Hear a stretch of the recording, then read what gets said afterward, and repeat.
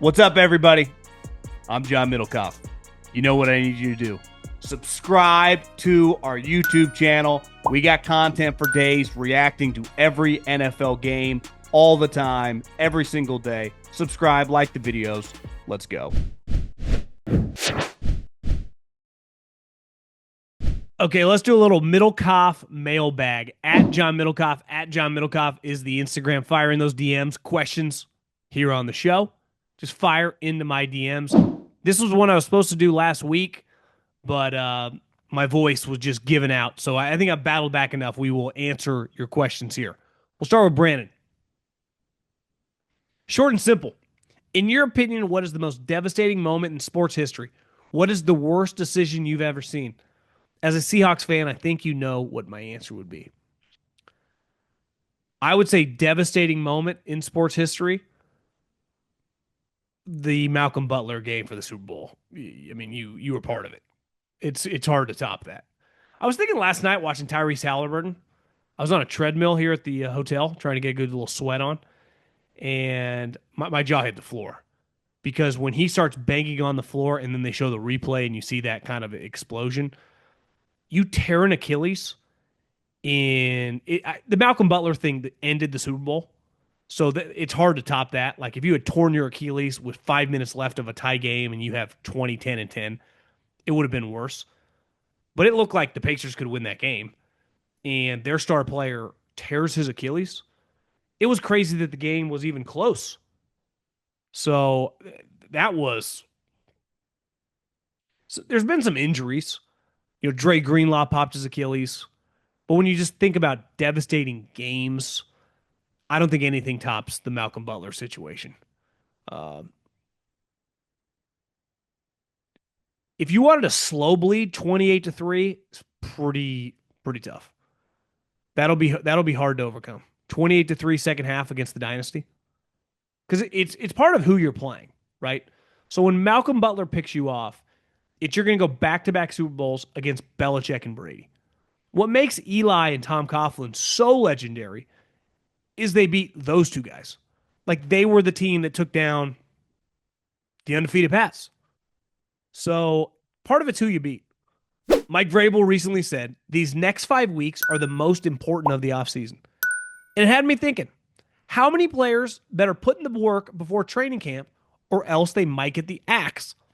How many of these players rest on their laurels and vacation versus how many are working with quarterback gurus and working with their teammates during this period? It's a good question. I think if you've been in the league a little bit, you realize how much is on the line. And you realize you have perspective of how lucrative this is. So you would have to be a moron not to have something pretty set up over the course of the next 5 or 6 weeks or however many weeks you're off to keep your body, because you're pretty dialed in, right? Season ends, take a little break, and then most guys come back, start training at the facility, and are in really good shape by last week. Well, you don't want to lose that. You want to maintain that. Now, everyone's a little bit different, but I think most veteran guys, like if you just went around the league, like it's Monday today, I'm recording this. If I just picked a player at every position, right? Sauce Gardner, Roquan Smith, George Kittle, Terry McLaurin, you just name it, every position. I'd be stunned if they all didn't work out today and work out hard, right? And I think you kind of listen. You got a couple times where you can kind of get after it.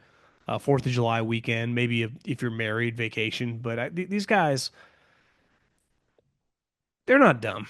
I mean, how many professions pay you 10, 20, $30 million? And once, thing in the NFL, unlike the NBA, you see a lot of guys' careers end immediately.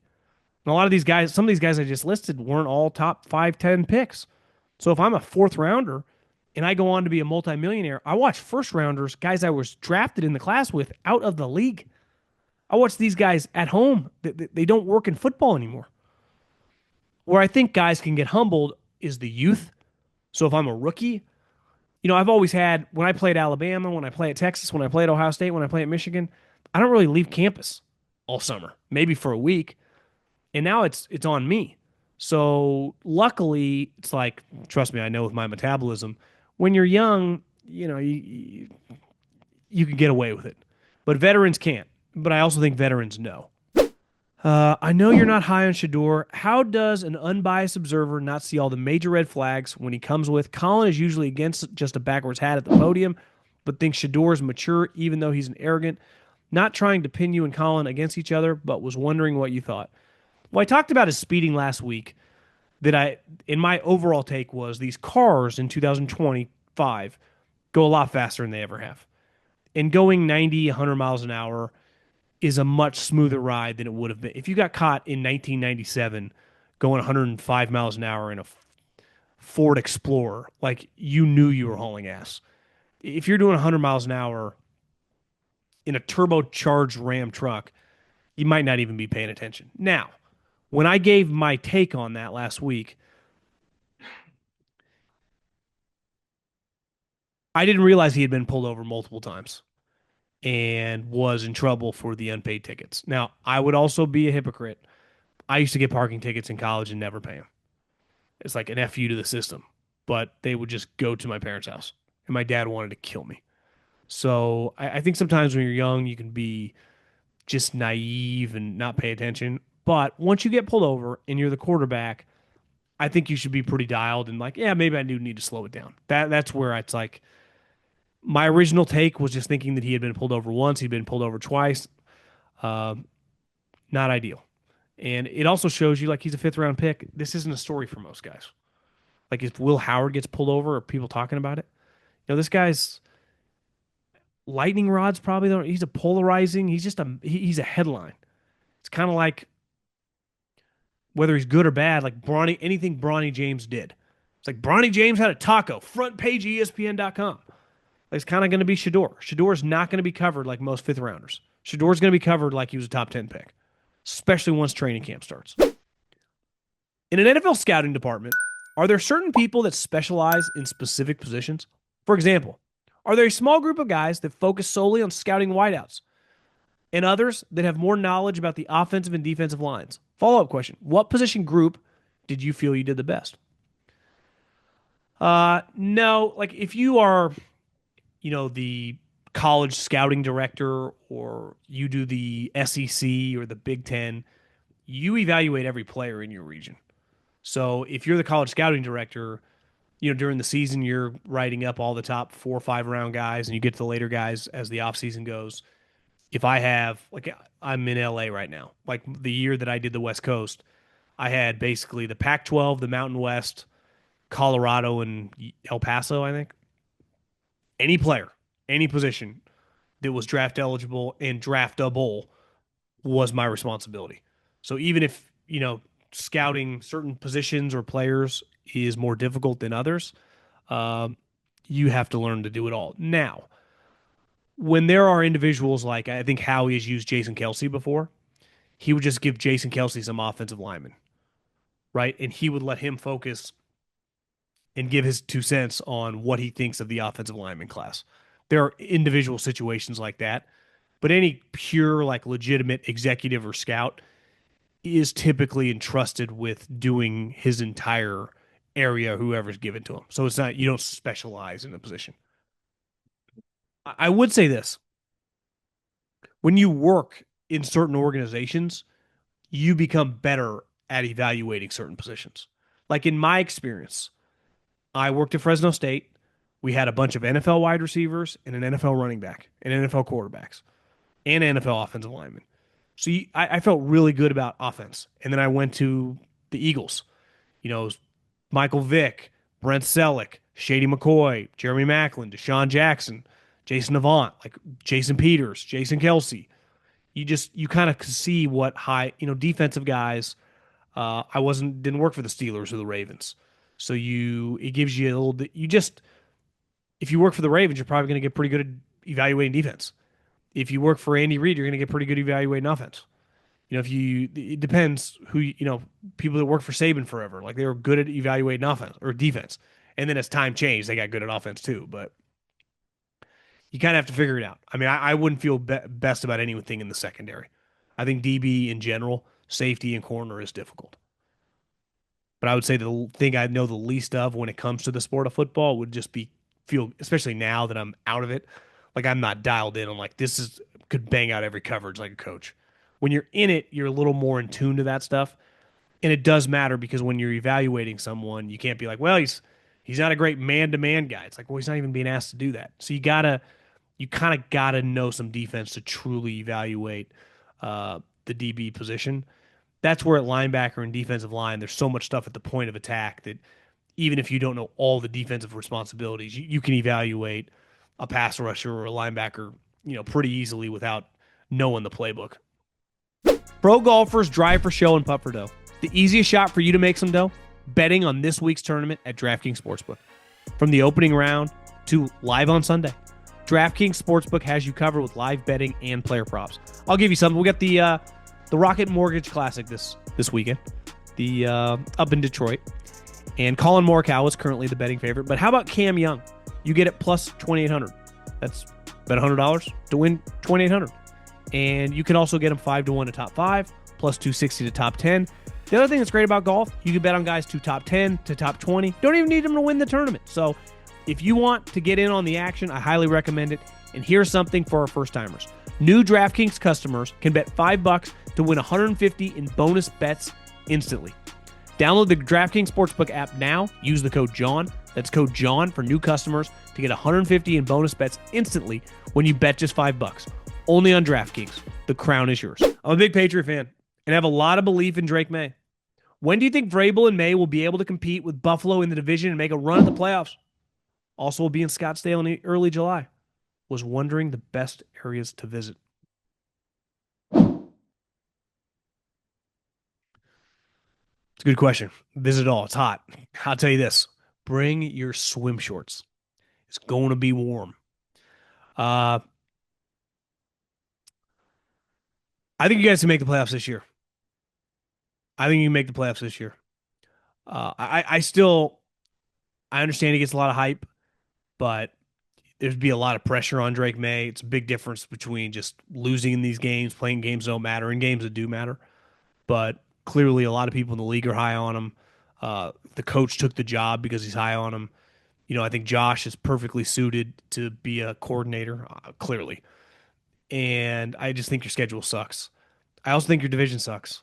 I think Miami's in shambles. I think that place is a ticking time bomb. I really do. If you were saying, Colin said something today on the show that he thought the New York Giants would have the number one pick. I think Miami'd have a shot. I would take the New York Giants roster over Miami Dolphins roster in a heartbeat, especially because they're going to trade Jalen Ramsey, and who the hell knows what happens with Tyreek Hill. And what if Tyreek Hill, a little older now, not as fast? What if his career, he's had a Hall of Fame level, 10 plus years. Like, what if it's just over now? He's never quite the same. So I think that really benefits you guys. Your division sucks. So I would say next year, I'm picking you to make the playoffs. I've listened to your interviews with Schneider and Spytek. Would love to hear more of these GMs' interviews. Me too. Trust me. I emailed and texted a lot of people, and they were the two that said yes. As I've listened to their advice and takeaways from all the great leaders they worked in, it got me thinking about a mailbag question for you. What are some of the best lessons you learned from all the incredible people you've worked with? People like Pat Hill, Andy Reid, Howie, Cowherd. Keep crushing it. That's a great question. I would say the number one thing I learned from Pat Hill, I've never been around a human being that took more ownership in his program. And, as a college football coach, he doesn't own the buildings. He doesn't own any of it, right? He's just an employee of the state of California. And you would have thought Fresno State was owned by Pat Hill. Every day he'd make sure the doors were locked at night. He just took so much pride in the program, so much ownership. And I never forgot that as I've gotten older. And, I think as you get older and, stuff is yours, whether it's you own a home or, this podcast is mine or things that I'm associated with. I just try to take great ownership because I look back and how much success he had. I think he was one of the first, if not the first, non-Power 5 millionaire coach. And just think how much pride and ownership he took in everything. And I would say Coach Hill, like Coach Reid, they just had this gravitational pull. And I got very lucky. They were associated with each other. They had known each other forever. That they were just two guys that you meet them and you're like, These are the type of guys you want to be like in terms of the way they treat other people and how much respect that the people working for them have for them.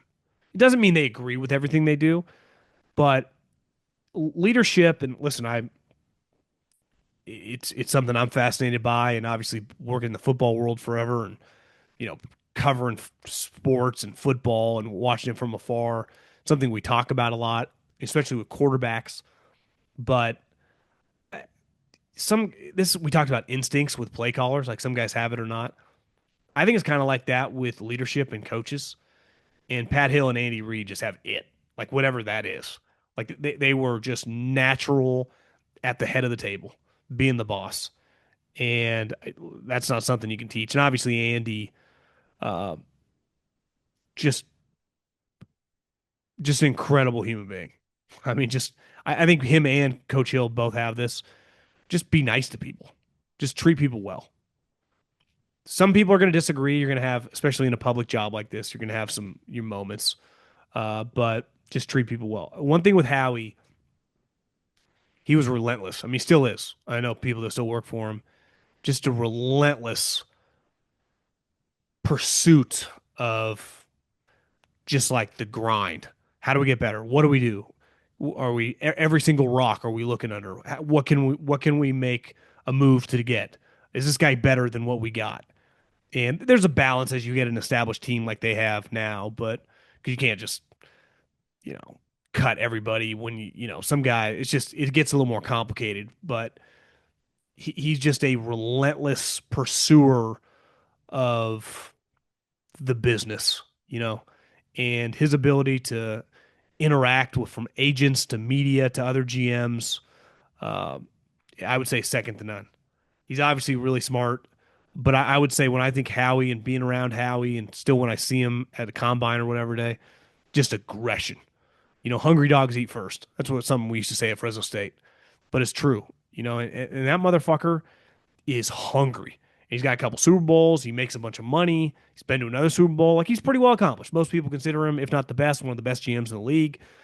If he broke up with the Eagles tomorrow, 10 teams would hire him.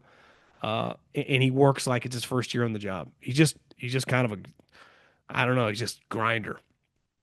Thing I'd say about Colin is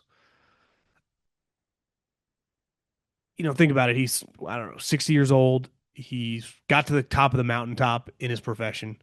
Um, he made it. Like he accomplished it. And he still like create the volume, still doing podcasts on top of like all I do is the podcast. And got very like some people ask me like, you're able to create a living? Well, yeah. I mean, I'm doing our podcast as well, but that's my life. I dedicate everything I have to it. The show that he does for Fox is obviously a big vehicle for the distribution of the podcast that I benefit from, the notoriety of him and in the brand, but he doesn't have to do all this stuff. I mean, he was mentioning someone he was going to dinner with tonight. I mean, he's just always in the pursuit. He's got a little Howie to him. What's next? What are we doing next? And that's a really good quality to have because it'd be easy. And I never fault anyone once you make it financially, once you get a little older, you're like, yeah, I'm good. I'm cool. I did it. And that is not how he's wired. I actually see some similarities I mean, they're completely different, I would say, personalities. And obviously they do different things, but him and Howie are just 100 miles an hour, go, go, go, and intense. And it works.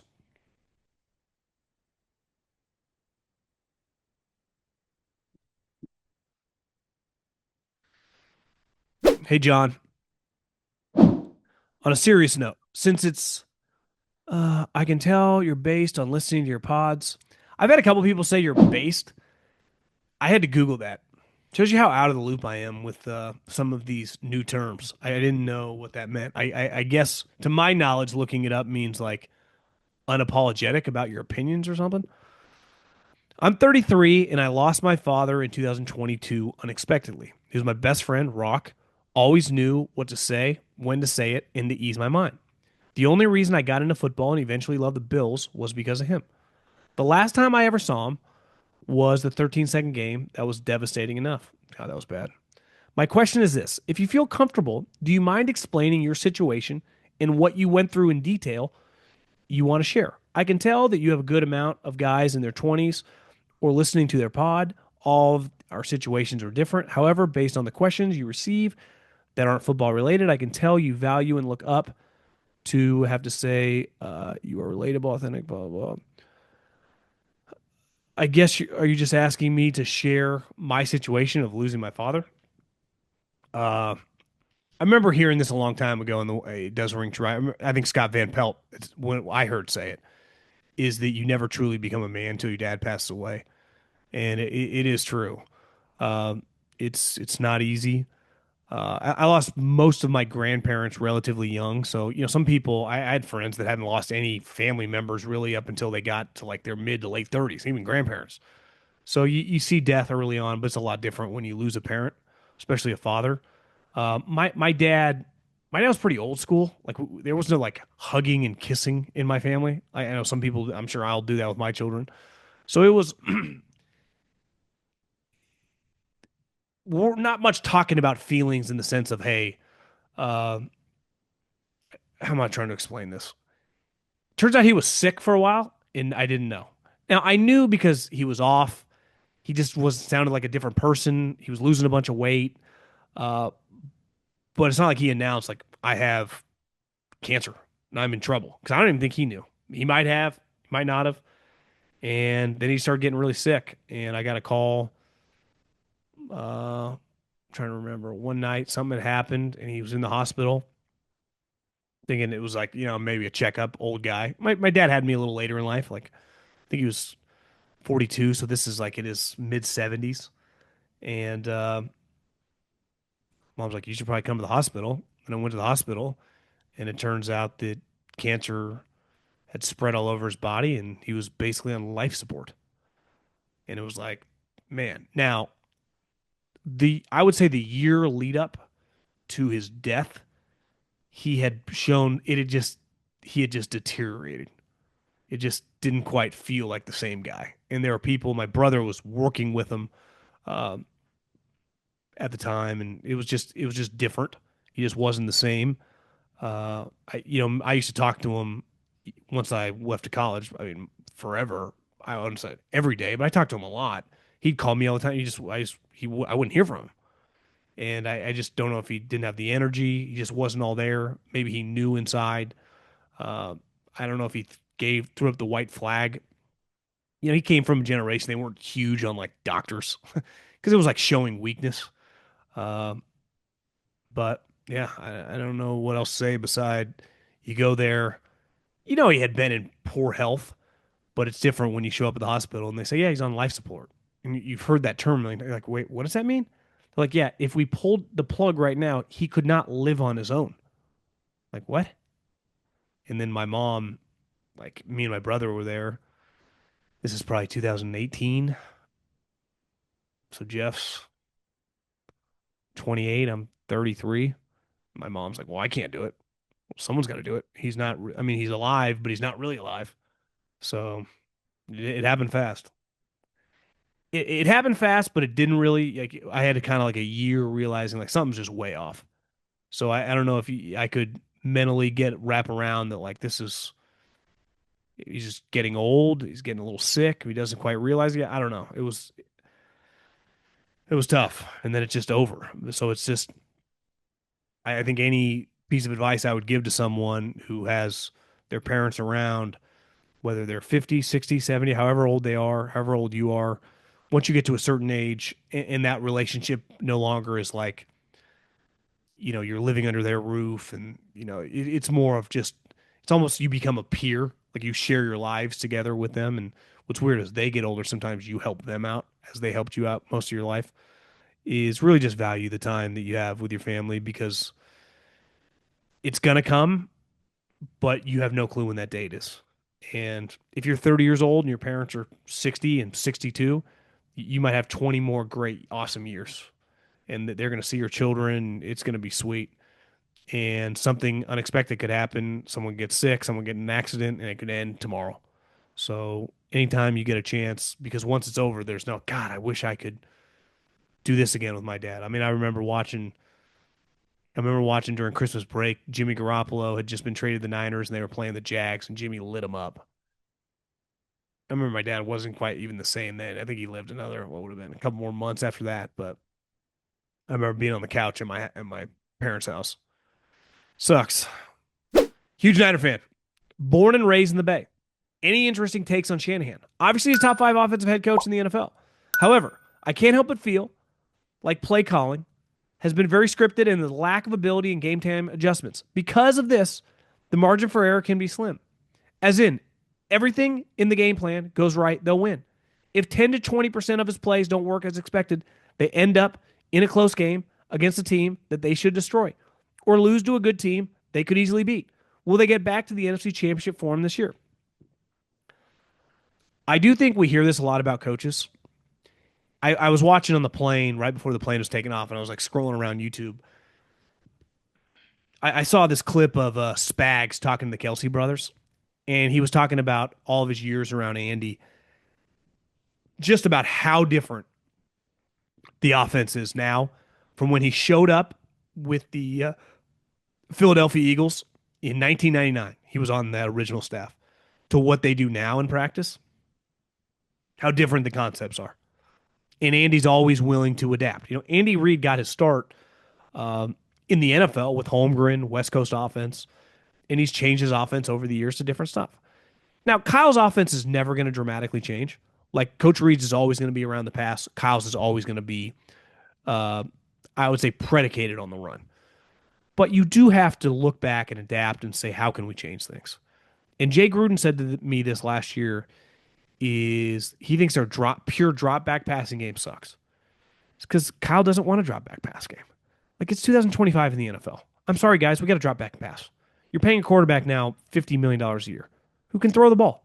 Let's expand a little bit, and it's on him. I think he's.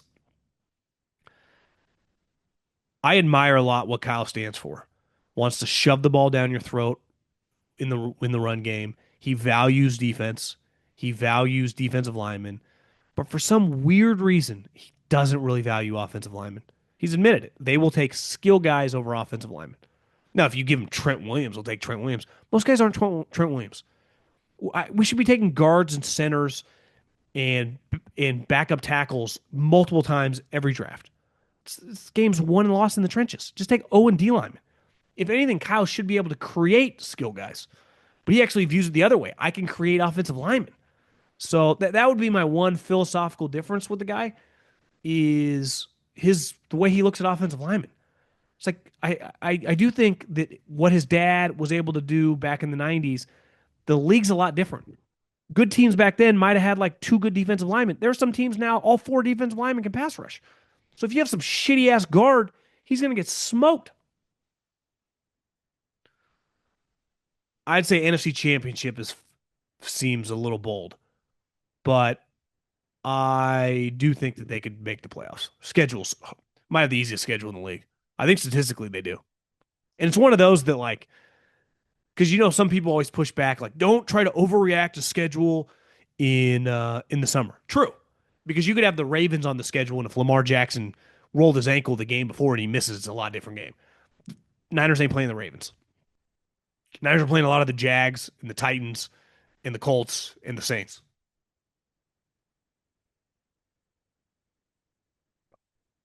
If all things were ranked even, 16th ranked offense, defense, head coach, middle of the pack for everything, and you had to choose your starting quarterback for the season with the goal to win the Super Bowl, who are your top 8 choices?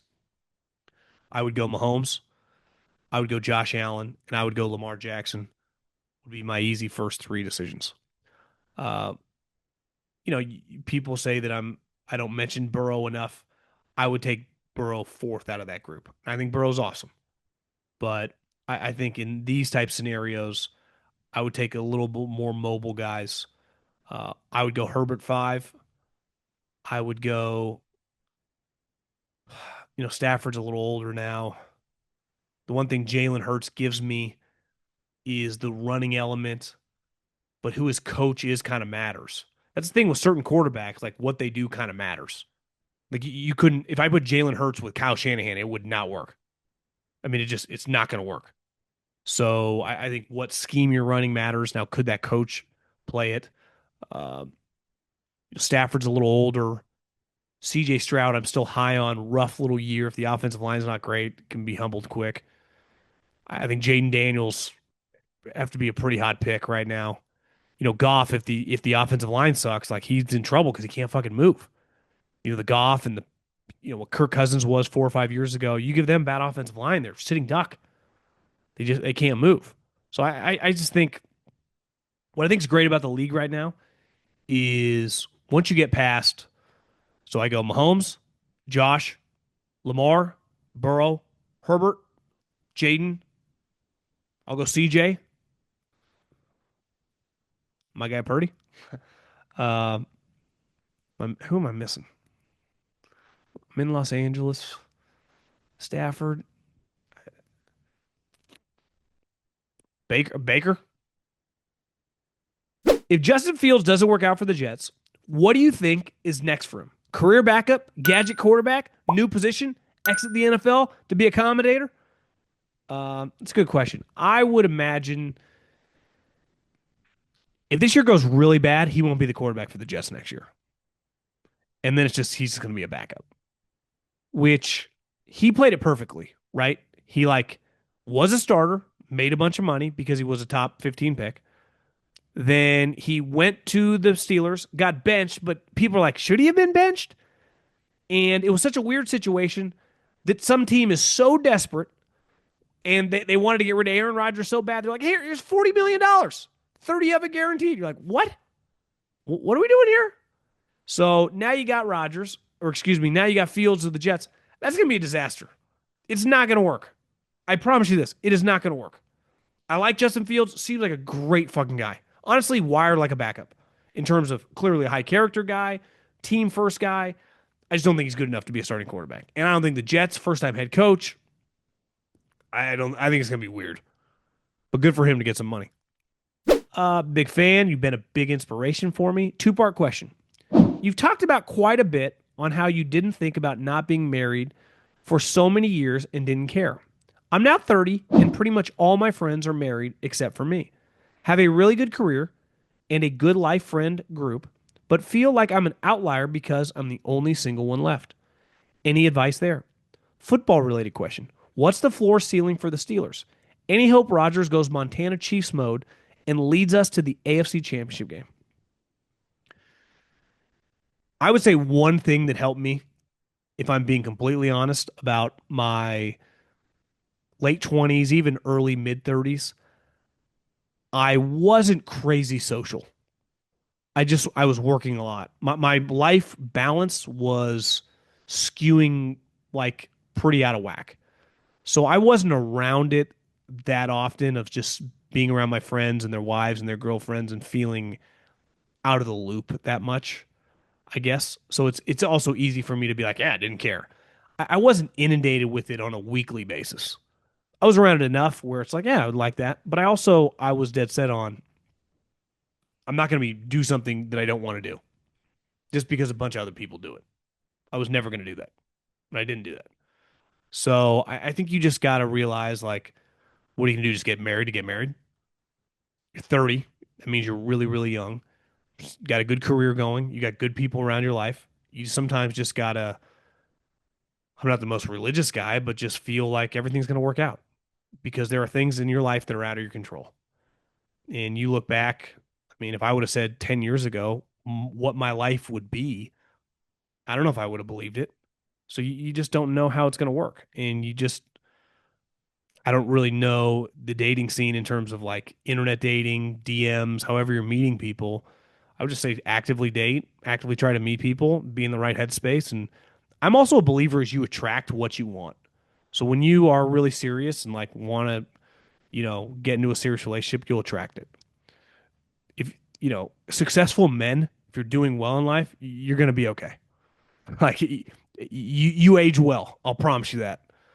And I would say the Steelers' upside would be like 10, 11 games. If Rodgers has a career renaissance, looks young, their defense is awesome, and they can run the ball, I could see them win 11 games in a playoff game. I do think that would be on the table. And I think the floor would be he gets injured. He doesn't play that many games. I think he would have an injury. You're 41, you take a big hit. Think about we can make fun of like how bad the Bengals defense was last year. I still feel like they hit hard. We know the Ravens hit hard. Myles Garrett said he's trying to fucking end his career essentially in a nice way. Buckle up, Buttercup, because people are going to be coming for you.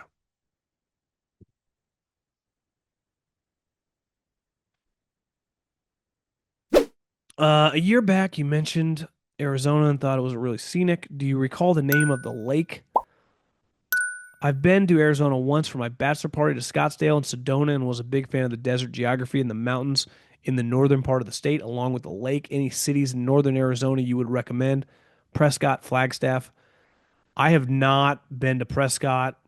I have not even been to Sedona yet. Flagstaff is sweet. The lake I went to, I think, was Pine Lake. I could be screwing that up. We were just there for a couple days. Maria was looking at some future client that ended up not working out. But I mean, when I the lake, I mean, it was solid. I wouldn't call it Lake Tahoe or anything. Flagstaff's cool. Sedona, I mean, I've everyone that goes there loves it. But yeah, it's a unique. It's the mountains in northern Scottsdale are hard to beat. One of my favorite places in the world. When you were in your late teens and early 20s, who was your favorite player in each sport? Major League Baseball, NFL, and NBA. Baseball is easy, Barry Bonds. NFL, early 20s, probably Peyton Manning. That would have been or late teens, late 90s, early 2000s. I loved Peyton Manning. NBA, I don't really think I had it. I mean, I loved Michael Jordan when I was a kid. I don't think I really had a favorite NBA player then. I hated Kobe because I hated the Lakers, and I still do. I mean, I hate the Lakers. I respect the brand. I respect how expensive it is, how big their fan base is. I mean, they do have like it's a real deal, but I fucking hate him. I really do. I hated Kobe, and then he retired, and I remember watching all these things. I'm like, I like everything about this guy. I had a weird relationship because I'm kind of a nomadic NBA guy. In the 90s, loved Michael Jordan. Bulls were my team. But I lived close to Sacramento, and then they got good, and I was like, this team's sweet. But then they couldn't beat the Lakers. That's when my Laker hate really started. And then I was around Steph and Clay doing stuff in the Bay, and I fell in love with that team. I'm like an NBA player. I'm just a nomad. AI, Allen Iverson, maybe? Currently watching you on the herd, and this is awesome. Congrats. Can you give us a behind the scenes of what it was like? How did Colin ask you? Were you nervous being live? How much prep? Love the podcast. I talked about this at the beginning of the podcast that I wasn't nervous. One, I'm not like auditioning. I'm not trying to get a job. So I look at it like he asked. He could ask me to do anything at this point. What he's done for my life and my career, I would say yes. And two, I'm not going into a situation where I don't. I feel like when I do a podcast with him. One, I've watched a show or listened to a show for decades now, so I kind of know the way he ticks. I know the way he thinks. Uh, I've watched definitely last week the show a little more intently. Sometimes I'll have it on in my office and like the cadence of him and Jason.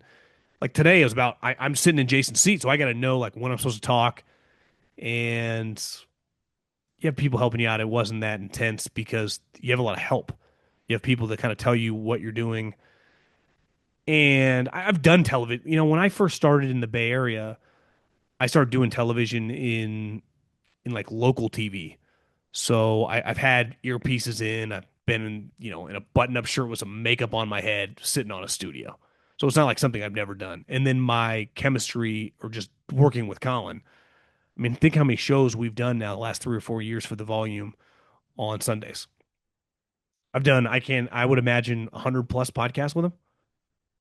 And most of our podcasts, 50 minutes to an hour. So I've just done a lot. It's the first time I'd ever done that, sat in this seat and done that for the show. But it wasn't that difficult just because I've done so many things with him. I followed him his entire career. I kind of know his takes. I know how to get him to get a little laugh. So I think this is also If I had never done anything and you just sat me there, I would have been sweating bullets. I remember the first time I went on television in the Bay Area. It was very nerve-wracking. I'd never been on television. Not saying I'm great or anything, but I wasn't nervous at all.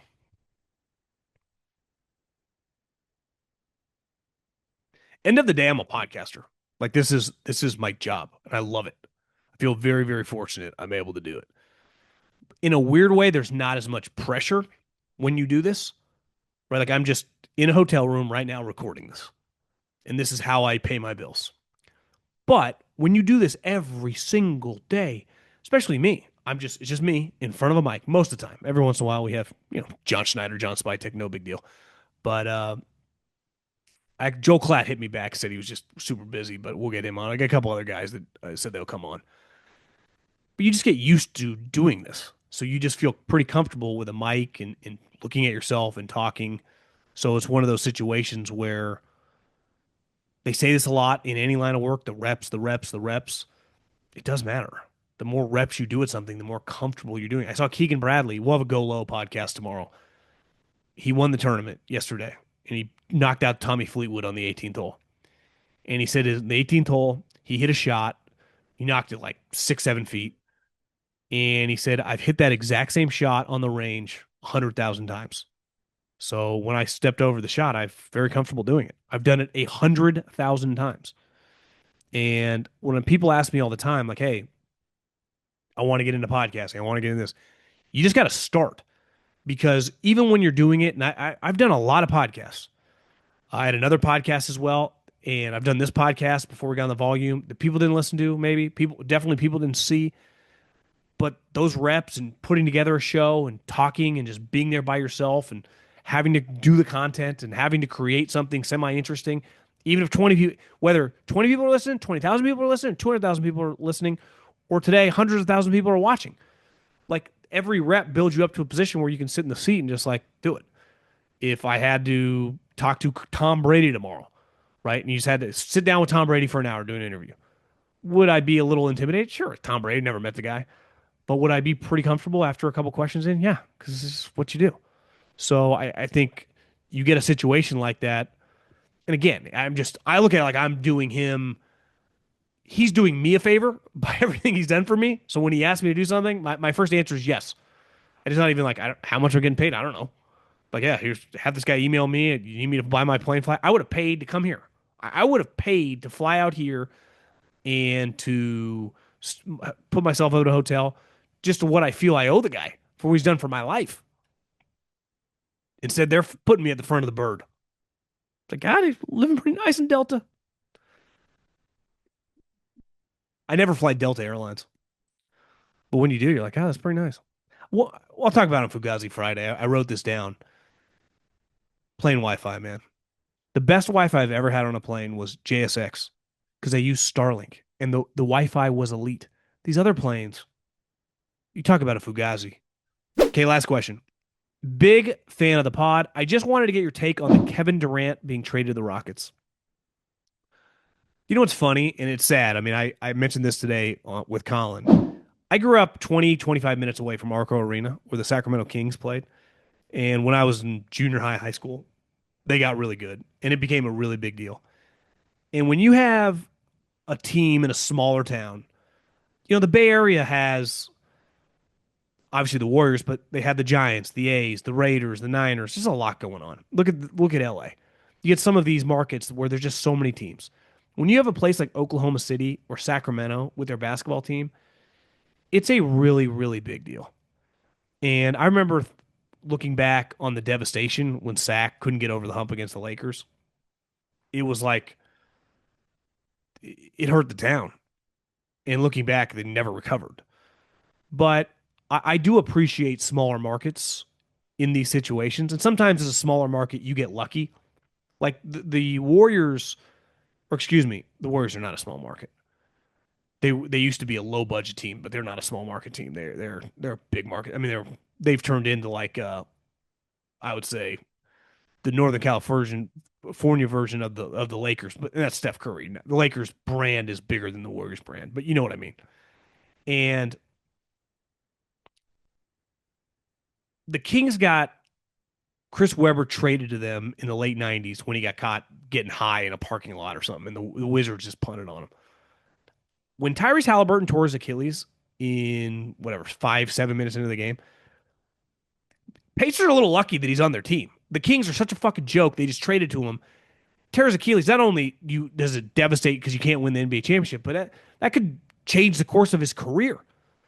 That was their opportunity to potentially win a championship. And now it's like, who knows if they ever get back? And you see Oklahoma City, like, I get it. I was kind of bored. They don't do much for me, but I do appreciate how cool it is for their city. Yet in game 7, when they were the day that they were ended up winning the NBA championship, how ironic was it that it feels like Kevin Durant stole the show? Because Kevin Durant, it's weird, is just a bigger deal than the Oklahoma City Thunder. And a huge reason he's a big deal is because he became a superstar while he played for the Oklahoma City Thunder. And I went to those games. I went to games 1, 2, 5, and 7 in the Western Conference Finals. The year the Warriors ended up losing to Cleveland in game 7 in the NBA championship. But that was the year that Clay had game 6 and the Warriors came back 3-1 on the Thunder. And I just remember thinking, like, this Thunder team looks incredible. They are so good. And Kevin and Russell, they were just so badass. And for whatever reason, he goes to the Warriors. I don't blame him. He didn't want to play with Russell Westbrook anymore. But after that Warrior situation, he's a special player. But it feels like these last 5 or 6 years have kind of just been wasted. Obviously, he had a torn Achilles in one of them, but Brooklyn and Phoenix. I mean, listen, I've been in the Scottsdale area now for whatever, 3, 4 years. It's a good sports town because there are a lot of people that love sports. They just don't like those sports teams. Most people are like Vikings fans, Bulls fans, Chiefs fans, Niner fans. Everyone I know loves sports. They just don't care about really the Phoenix teams. Just, I think that brand's kind of dead there. I really do. And he wanted to go there. It's a cool place, but feels like he's kind of wasted his last couple of years. And now he's going to Houston, who in theory should be perfectly suited for him. I don't know. He's 37. He gets injured a lot. I'd be stunned if it just does feel like it's not going to end well.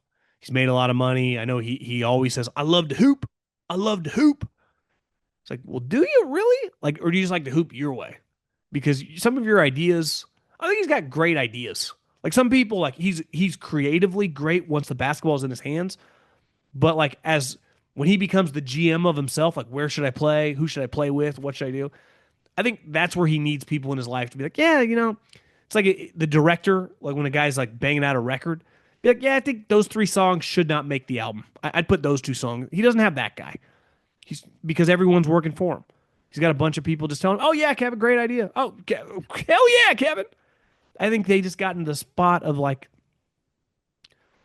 couldn't get out of his own way because he could have been a player. The Kyrie Brooklyn thing, I mean, that was crazy. Even the Phoenix thing, I thought was pretty crazy. The Houston thing, I don't know. If I had to guess right now, I'd probably be like go the second round next year and be done. Go the second round a couple times, be a highly paid guy. But I'd be, if I was a betting man right now, does Kevin Durant win another title? That's what's crazy about sports. The Patriots did not win a championship when they had Randy Moss and the greatest offense of all time. And then their dynasty restarted when Julian Edelman became their best wide receiver. And a bunch of other random guys throughout. So it's like the Kevin Durant, Russell Westbrook team. If you played a 7-game series of that team in their peak against this Thunder team, I think I'd take KD's team. Yet they never won a title. And this team, shit, they might, if you're a betting man, they probably win like 2 of the next 3. Sports, man. You never know.